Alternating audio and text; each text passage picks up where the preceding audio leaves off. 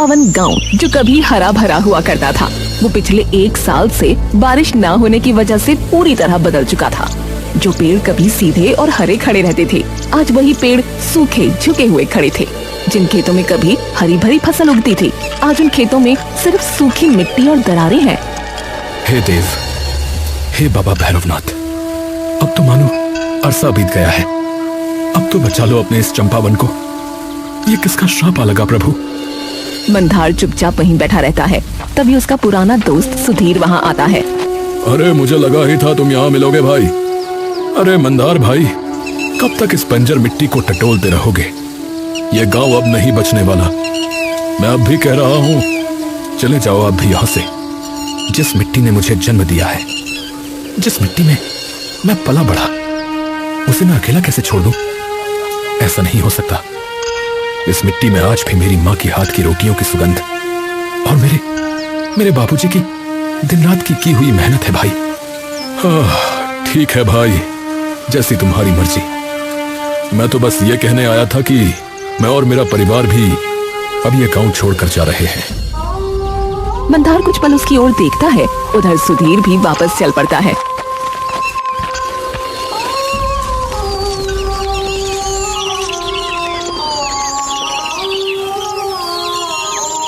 मंदार जैसे ही लकड़ी बेचने के लिए गांव से बाहर जा रहा होता है, तभी उसे अपने गांव के कुछ लोग दिख जाते हैं।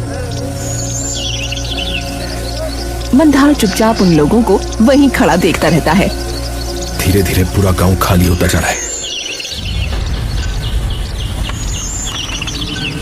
आ गए मंदार बेटा। जी काका। बेटा तुम छोड़ क्यों नहीं देते गांव को? रोज 10 मील आते हो पैदल ये लकड़ी बेचने। अरे कब तक ये सब झेलते रहोगे बेटा? अपनी मिट्टी को पीठ नहीं दिखा सकता हूँ मैं काका। हाँ, चंपावन गांव की मिट्टी चाहे कितनी भी सूखी हो बेटा, पर भाग्यवान बहुत है कि तेरे जैसे बेटे जने हैं उसमें। मंदार हल्का सा मुस्कुराता है। बेटा मैं जानता हूँ तुम अपने गांव से बहुत प्यार करते हो, लेकिन अगर ऐसा ही रहा तो गांव के साथ साथ तुम भी नहीं बच पाओगे बेटा। तो बस अपना ध्यान रखना।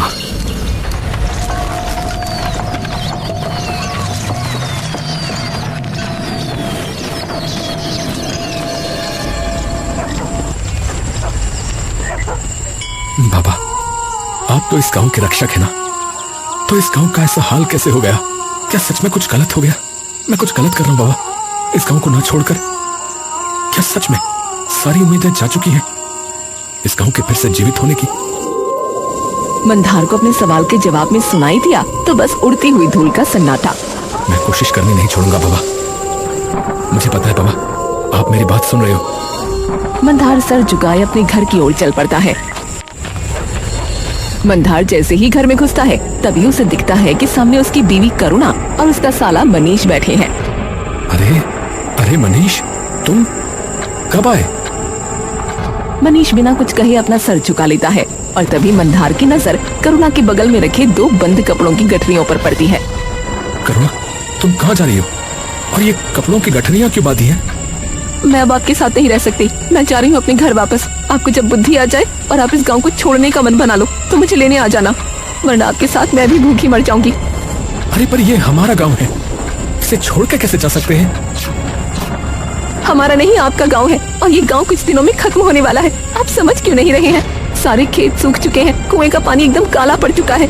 जहाँ कभी नदी हुआ करती थी, आज वहाँ बस रेत है। रोज आप न जाने कितनी मीलों दूर से पानी भर कर लाते हैं। लकड़ी बेचने के लिए भी आपको दूसरे गांव में जाना पड़ रहा है, क्योंकि इस गांव में तो कोई रहा ही नहीं। लेकिन फिर भी आप अपनी जिद पर अड़े हुए हो। मैं अभी भी कहती हूँ, चलो हमारे साथ। मंदार बिना कुछ बोले अपना सर झुका लेता है। जैसी आपकी मर्जी, आपको रहना है तो रहो यहीं, लेकिन मैं नहीं रहने वाली इस गाँव में। चलो मनीष।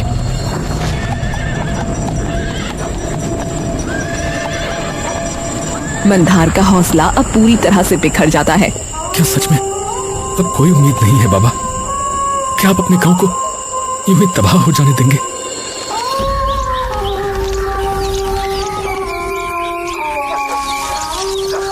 मंदार मटके का ढक्कन हटाकर देखता है कि अब मटके में भी थोड़ा ही पानी बचा है।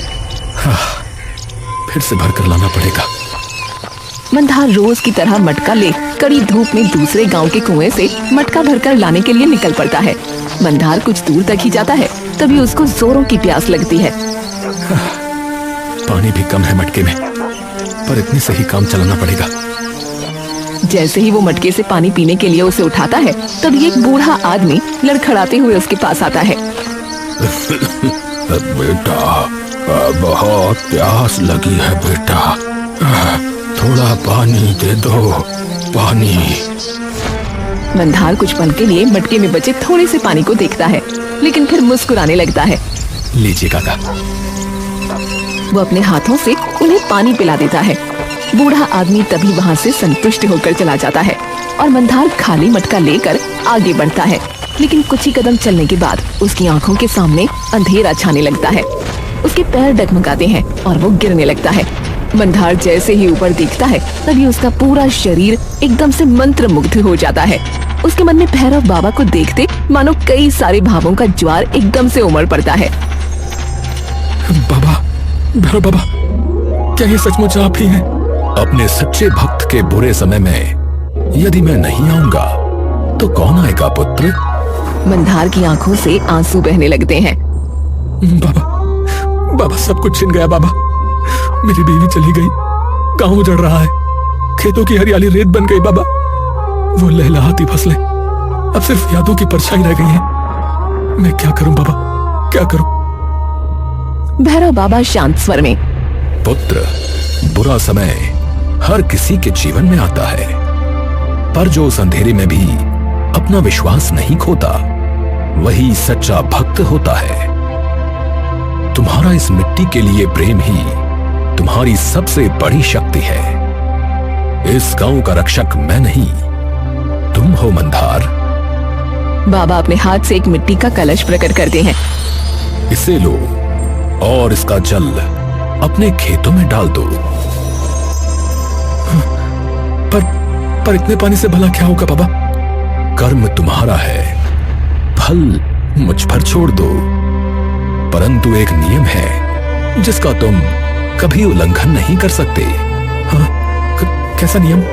तुम ये कलश किसी और को नहीं दे सकते। यदि तुमने ऐसा किया तो वो या उसके अलावा कोई भी मनुष्य इसे प्रयोग तो कर पाएगा, परंतु तुम फिर कभी इस कलश का उपयोग नहीं कर पाओगे। इतना कहकर बाबा धीरे धीरे हवा में विलीन हो जाते हैं। मंदार कुछ पल तक वहीं खड़ा रह जाता है, फिर वो कलश से एक घूंट पानी पीता है। अरे अरे ये तो कभी नहीं हो रहा है, ये तो कभी नहीं हो रहा है।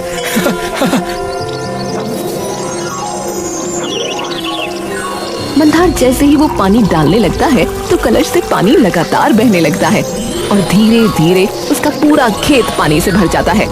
मंदार घुटनों के बल गिर जाता है, आंखों से आंसू बहते हैं। मुझे पता था मेरी मातृभूमि और मेरे बाबा कभी मेरा साथ नहीं छोड़ेंगे। मुझे पता था। मंदार अपने खेत की मिट्टी को उठाकर अपने माथे से लगा लेता है।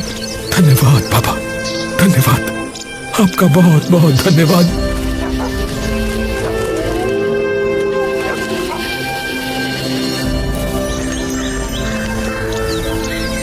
अगले दिन की सुबह होते ही मंदार अपने हल के साथ उसके खेत में पहुंच जाता है और देखता है कि कल तक जो जमीन फटी हुई थी आज वही नमी से भरी हुई है, जिसे देख उसकी आंखों में फिर से उम्मीद भर जाती है। हाँ, अब फिर से इस जमीन को जिंदा करने की बारी आ चुकी है। मंदार के चेहरे पर वही खुशी अब वापस आ जाती है जो कुछ वक्त से खोई हुई थी। अब बस आप सब कुछ मुझ पर छोड़ दो भैरव बाबा, और देखते जाओ कि कैसे सभी लोग हमारे गांव को फिर से हरियाली का स्वर्ग कहेंगे। मंदार पूरे मेहनत से अपने खेत में खेती करना शुरू कर देता है और रोज अपने जादुई कलश से अपने खेत की सिंचाई करने लगता है। जहाँ गांव के सभी खेत बंजर पड़े थे, वहीं मंदार के खेत में फसलें उगनी शुरू हो गईं। और तभी एक दिन गांव का एक आदमी रघुनाथ वहाँ आता है और उसके खेतों में खड़ी फसलों को देखकर हैरान रह जाता है। अरे मंदार, अरे भाई, ये सब तुमने कैसे किया भाई? गांव में तो बारिश की एक बूंद तक नहीं पड़ी और तुम्हारे खेत में फसलें उगना शुरू भी हो गई। मंदार कुछ पल के लिए रुकता है, कलश की तरफ देखता है, फिर हल्का सा मुस्कुरा देता है। बस भाई, मिट्टी से प्रेम किया है। आप जब तक मिट्टी का साथ नहीं छोड़ोगे ना, तब तक ये मिट्टी भी आपका साथ नहीं छोड़ेगी। भाई कमाल कर दिया यार, गांव वालों को तो लगता था कि तुम बस यूं ही जिद पकड़ कर बैठे हो और कुछ सठिया वठिया गए हो, पर तुम्हारे इस गांव के लिए प्रेम ने तो सचमुच मानो यार रेत में फूल खिला दिया। सच में ये तो चमत्कार है भाई, चमत्कार। रघुनाथ मंदार को बधाई देकर वापस चला जाता है। दिन बदलते हैं और कुछ हफ्तों बाद देखते ही देखते पूरा खेत हरी भरी फसलों से लहलहा उठता है। वापस आ गई मेरे चंपावन की सांसें। लेकिन तभी उसकी नजर आसपास के खेतों पर पड़ती है, जो कि अभी भी सूखे फटे हुए थे। सिर्फ मेरे खेत में फसल हो और बाकी के खेत यूं ही रहें, ये तो गलत बात है। और तभी वो धीरे धीरे अपने आसपास पड़े सूखे खेत, पेड़, मुरझाई हुई पत्तियों को देखता है। ओहो, अरे मैं इन्हें कैसे भूल गया। माफ करना बाबा, अपने खेतों के लालच में मैं गांव को तो भूल ही गया था। कल से सिर्फ अपना नहीं बल्कि पूरे गांव के खेत संभालूंगा। जो पेड़ आज मुरझाए हैं वो कल तक जरूर हरियाली से भर जाएंगे और फिर अपने खेतों की तरफ आते हुए मुझे एक बार फिर वही मधुर कोयल और चिड़ियों की आवाज सुनाई देगी। अगले दिन से ही मंदार गांव के और जंगल के सभी पेड़ पौधों को पानी देना शुरू कर देता है और धीरे धीरे और खेतों को जोतना शुरू कर देता है। अरे मंदार भाई, अरे ये खेत तो आनंद का है, तो आप इसमें क्यों काम कर रहे हो?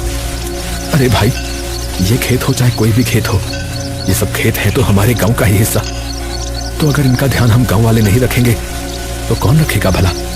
अरे भाई, तुम्हारा इस गांव के लिए भाव देखकर सच में मेरा मन भर आता है, पर ये सब कर कैसे रहे हो भाई?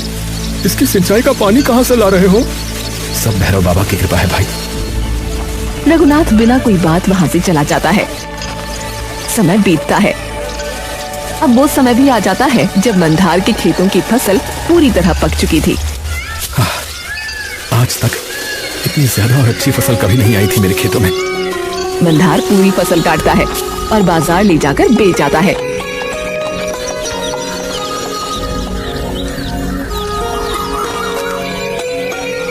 जिसके उसे अच्छे खासे पैसे मिलते हैं। अरे वाह, ये तो कमाल हो गया। मंदार शाम को खेती कर थका हारा अपने घर आता है। तभी उसे दिखता है सामने करुणा बैठी है।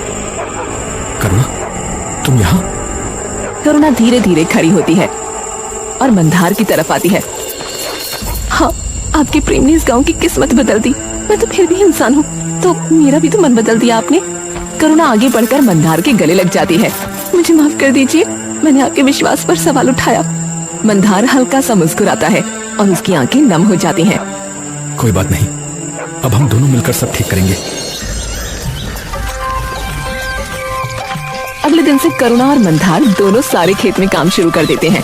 मंदार और करुणा एक खेत में फसल काट रहे होते हैं कि तभी आनंद वहाँ आता है। अरे ये तुम क्या कर रहे हो भाई? मंदार उसकी ओर देखता है। अरे ये खेत तो मेरा है, तो फसल भी तो मेरी हुई। अरे तुम क्यों काट रहे हो इसे? करुणा आगे आती है। जब ये खेत सूखा पड़ा था तब तो आप इसे छोड़कर चले गए थे। ये फसल हमने उगाई। अरे भाई, जमीन मेरी है तो फसल भी तो मेरी ही होगी।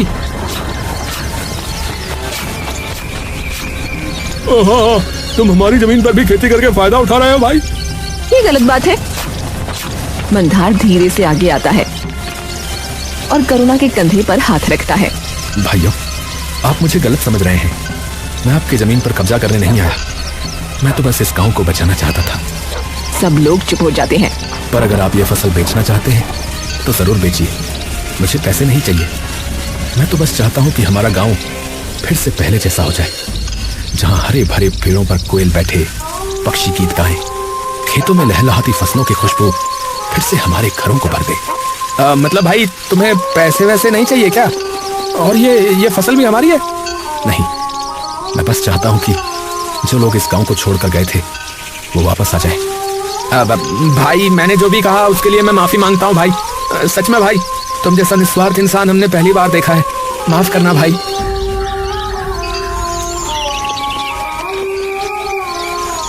दिन बाद गांव में रौनक लौट आती है। लोग वापस आ जाते हैं, लेकिन उनकी जमीन पर कोई फसल नहीं उग पाती।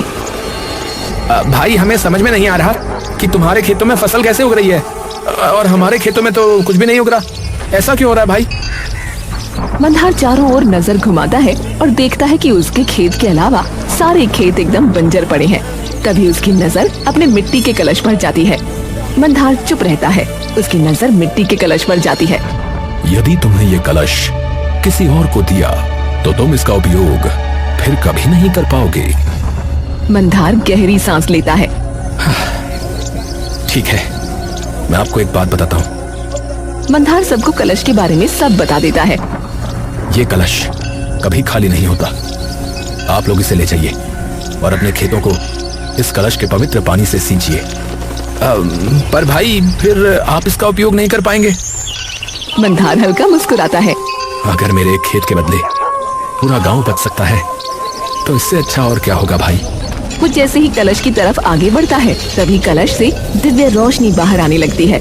सब लोग उस रोशनी से घबरा जाते हैं और मंदार भी डरकर वो कलश नीचे रख देता है। तभी उसी रोशनी से भैरव बाबा प्रकट होते हैं। पुत्र, तुमने एक बार फिर इस गांव के लिए अपने सच्चे प्रेम और निष्ठा को सिद्ध कर दिया। मंदार की आंखों से आंसू छलक उठते हैं। तुम्हारा त्याग और प्रेम ऐसा है जो देवताओं का भी मन मोह ले। तभी आसमान में बादल गरजने लगते हैं और तेज बारिश हो जाती है। अरे अरे बारिश आ रही है भैया। अरे अरे बारिश आ रही है भैया। हाँ भैया, बारिश आ रही है। देखो कैसे झूम के आ रहा है बादल। कैसे झूम के आ रही है फुहारे भैया। सभी खुशी से झूम उठते हैं और भैरव बाबा मंदार की ओर देखकर मुस्कुराते हैं और धीरे धीरे विलीन हो जाते हैं। सब गांव वाले हाथ जोड़कर सर झुका लेते हैं। बाबा बाबा हमें क्षमा कर दीजिए, अगर हमसे कोई भूल हुई हो तो। हाँ बाबा, क्षमा कर दीजिए। मंदार आगे बढ़ता है। आज से हर दिन भैरव बाबा को चढ़ावा चढ़ाया जाएगा जिन्होंने हमारे